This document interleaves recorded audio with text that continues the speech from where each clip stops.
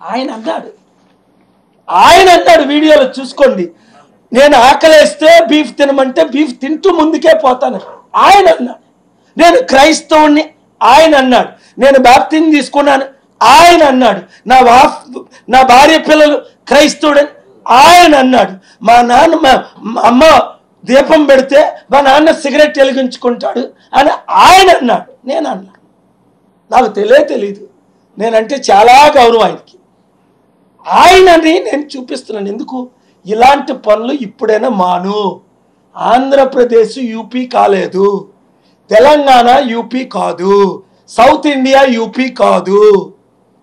మణిపూర్ లాగా చేయాలని ప్రయత్నిస్తే చేయనయ్యో. ఇక్కడ హైందవులు 100కి 100 మందిని 1000కి ఒకడు ఉంటాడేమో రాడికల్, 1000కి ఒకడు క్రిస్టియన్ రాడికల్ ఉంటాడేమో, 1000కి ఒకడు ముస్లిం రాడికల్ ఉంటాడేమో. మీరు హిందూ, మీరు రాడికల్ కాదు. నా సిస్టర్ గురించి నాకు తెలుసు. మీరు ప్రశ్న అడుగుతారు, అది ఓకే. మరి రాడికల్ కాదు, మీ ఛానల్ రాడికల్ కాదు.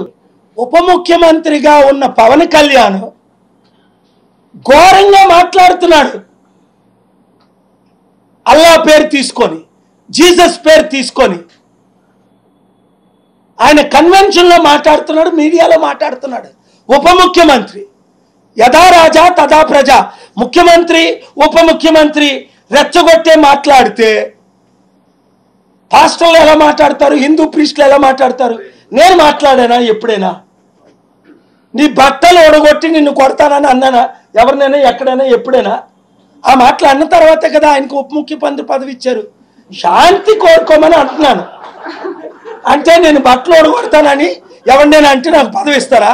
నేను అమిత్ షాని, రూపాలా గారిని నమ్ముతున్నాను, దేశంలో కోర్టులు నమ్ముతున్నాను, ఇక్కడ చంద్రబాబు నాయుడు గారు న్యాయం చేస్తారని నమ్ముతున్నాను. ఇప్పటికీ చేయలేదా? ఆయన ఇష్టం, చరిత్రహీనుడిగా మిగిలిపోతారు. Thank you very much.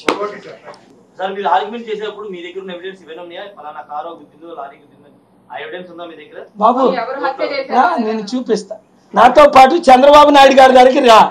నేను ఒక్కరినే నమ్ముతాను ఈ రాష్ట్రంలో, ఈ రాష్ట్రంలో ఒకరిని నమ్ముతాను. ఇప్పుడు కూడా చెప్తాను, చంద్రబాబు నాయుడు గారు పిలిస్తే వెళ్తాను, చూపిస్తా నా దగ్గర ఏమున్నాయో. నాకు ఆయన దగ్గరికి ఆయన 22 సార్లు నా దగ్గరికి వచ్చాను. అదో పిచ్చి ప్రశ్న. ఆయన దగ్గరికి వెళ్తే నన్ను కాదంటాడేటి?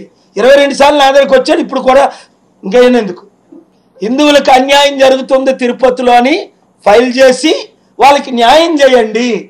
క్రైస్తవ పాస్టర్లు చర్చిలు నడుపుకుంటున్నారు, ముస్లిం ములానాస్ మాస్కులు నడుపుకుంటున్నారు. ఈ 1000 కోట్లు ఆస్తున్న ఈ TV5 నాయుడిని ఎందుకు మీరు టీటీడీ చైర్మన్గా పెట్టారు? చంద్రబాబు నాయుడు గారు 1000 కోట్లు ఏమవుతున్నాయి? లక్షల కోట్ల ఆస్తి ఏమవుతుంది? తక్షణమే ఆయన్ని మీరు తీసేయండి టీటీడీ చైర్మన్గా. ఆపమంటున్నాడు లైవ్ ఒక ఆయన్ని. ఓయ్ మీరు నేను మాట్లాడుతుండగా ఆయన గురించి మాట్లాడని వీళ్ళు లైవ్లు ఆపి, వీళ్ళ గురించి మాట్లాడని వాళ్ళ లైవ్లు ఆపితే నష్టపోయేది మీరే, నేను కాదు. ప్రపంచం అంతా చూసారా? ఆయన ఇలా బట్టన్ నొక్కాడు వెంటనే లైవ్లు నడుస్తుంటే ఆపి. సత్యం మాట్లాడుతున్నా దమ్మున్నాడు. చాలా ఛానళ్ళు ఉన్నాయి దమ్ము. ఈ మధ్యన కొత్త పుట్టుకొచ్చాయి.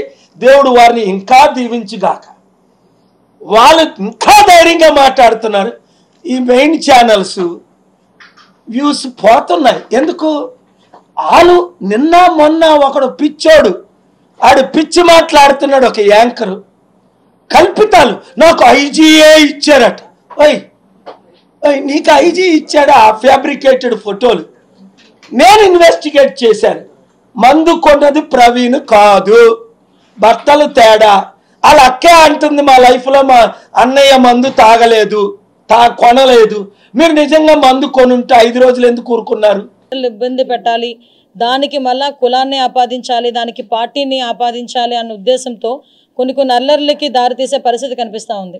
ఏ రకంగానైనా గవర్నమెంట్ మీద బురద జల్లాలి అన్న కాన్సెప్ట్లో చాలామంది కొన్ని ప్రయత్నాలు అయితే జరుగుతూనే ఉన్నాయి. నేనేం చెప్పదలుచుకున్నానంటే, ఏదైనా ఒకటి మాత్రం క్లియర్ అండి. గౌరవ చంద్రబాబు నాయుడు గారు ముఖ్యమంత్రి వర్యులు చెప్పింది ఏంటంటే, క్రిమినల్కి క్యాస్ట్ ఉండకూడదు, క్రిమినల్కి పార్టీ ఉండకూడదు. క్రిమినల్ ఈజ్ క్రిమినల్ అంతే. అది ఎలాంటి ఏ పార్టీ వాడైనా అనవసరం, ఏ క్యాస్ట్ వాడైనా అనవసరం, ఎవరైనా అనవసరం. క్రిమినల్ అన్నవాడు ఎట్టి పరిస్థితుల్లోని కూడా తప్పించుకోవడానికి లేదు, ఎట్టి పరిస్థితుల్లో శిక్ష పడాలి. ఇదే concept. At the same time Chandrababu Naidu గారు వస్తున్నారు, గవర్నమెంట్ వస్తుంది అంటేనే ప్రజలందరికీ కూడా ఒక రకమైన భరోసా ఉంటుంది. చంద్రబాబు నాయుడు గారు లా అండ్ ఆర్డర్ని కంట్రోల్ చేయగలరు, at the same time crime రేట్ని కూడా తగ్గించగలరు అన్న ఒక మంచి ఒపీనియన్ కూడా ప్రజలందరిలోని కూడా ఉంది. దీన్ని ఏదో రకంగా డిస్ట్రాయ్ చేయడానికి కంపల్సరీగా ఒక రకంగా చెప్పాలంటే నేను చెప్పేది ఏంటంటే వాళ్ళ కక్ష సాధింపు చర్యలు అనొచ్చు, లేకపోతే కవ్వింపు చర్యలు అనొచ్చు. ఏదైనా కూడా కొన్ని ఇప్పుడు పొంగునూరు లాంటి సిచ్యువేషన్స్ అనేవి జరుగుతూనే మనకి కనిపిస్తూ ఉన్నాయి.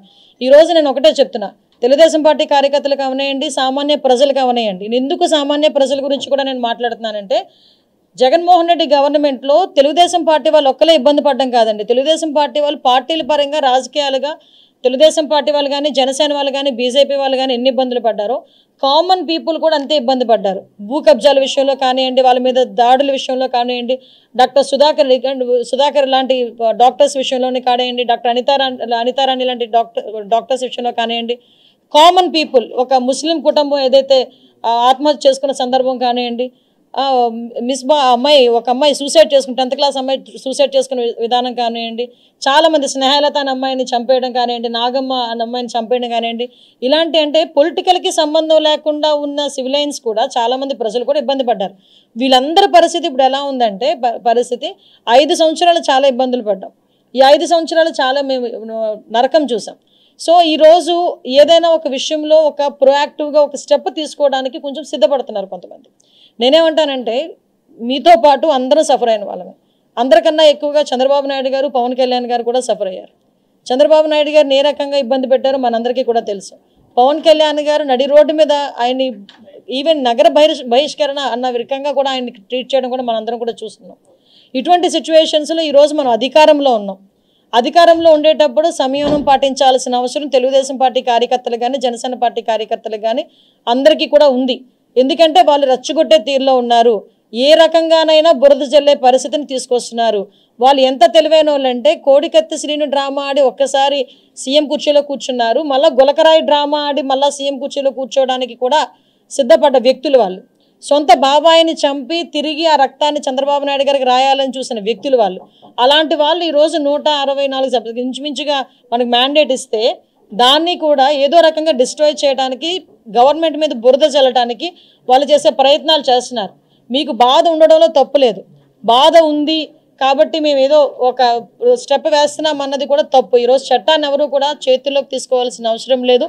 చట్టం తన పని తను చేసుకుపోతుంది. దయచేసి ప్రతి ఒక్కరు కూడా సమయం పాటించండి. బోత్ పార్టీస్, నేనేం చెప్తానంటే బోత్ పార్టీస్ మన తాలూకా రాజకీయంగా మన ఉనికి కాపాడుకోవడానికో లేకపోతే బురద జల్లే కార్యక్రమానికో కామన్ పీపుల్ని ఇబ్బందులు పెట్టే పరిస్థితి తెచ్చుకోకూడదు. దయచేసి ఈ విషయంలో ఎలాంటి వాళ్ళైనా అటువంటి సిచ్యువేషన్ క్రియేట్ చేస్తే కనుక చట్టం తన పని తను చేసుకెళ్ళిపోతుంది. లా విషయంలో ఎవరు కూడా అతీతులు కాదు. ఈ విషయం చెప్పడానికనే ఈరోజు మీ అందరి దగ్గరికి రావడం జరిగింది. దయచేసి ఒకటే చెప్తున్నా, అన్ని పార్టీల వారికి, ఇటు వైఎస్ఆర్సీపీ పార్టీ వాళ్ళకి, టీడీపీ పార్టీ వాళ్ళకి, జనసేన వాళ్ళకి అందరికీ కూడా మనం చట్టాన్ని ఏ రోజు కూడా చేతుల్లోకి తీసుకోవద్దు. మనం చట్టాన్ని చేతుల్లోకి తీసుకొని మనం వాళ్ళు చేసిన ట్రాప్లో మనం పడద్దు. నేను అది చెప్తున్నా, వాళ్ళు వేసిన ట్రాప్లో అనవసరంగా మనం పడద్దు. చట్టాన్ని ఎవరు కూడా చేతుల్లోకి తీసుకోకండి. ప్రతి ఒక్క అంశాన్ని